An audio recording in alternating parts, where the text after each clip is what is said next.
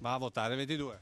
Ah, ci mancherebbe per forza. Per quale motivo? Come per quale motivo? Con tutti i soldi che mandiamo giù, perlomeno qualcosa penso che rimanga qui. È una delle opinioni dei veneti interrogati sul referendum sull'autonomia del Veneto che si terrà il 22 ottobre. Ed è tra le più consapevoli perché dal nostro seppur semplice sondaggio c'è ancora molta strada da fare per informare adeguatamente i veneti. Autonomia di cosa? L'autonomia del Veneto.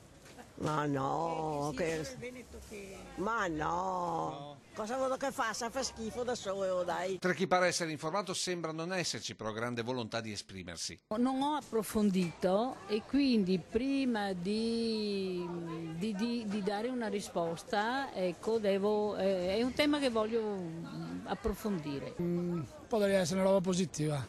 Ma allora va a votare il 22? Purtroppo non che so il 22. So via per lavoro. Poi c'è chi è convinto più di allontanarsi dallo Stato centrale che di autogestirsi risorse e servizi. E ci sto pensando bene anche, perché qua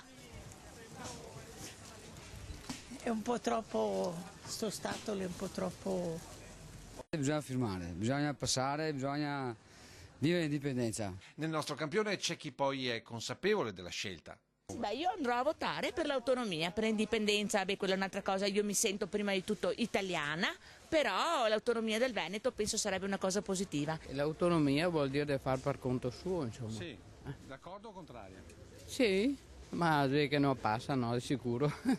Ma quello che sembra emergere è la totale indifferenza dei giovani per questo tema, un fatto davvero su cui riflettere. Referendum sull'autonomia? Non saprei cosa sia e non mi interessa.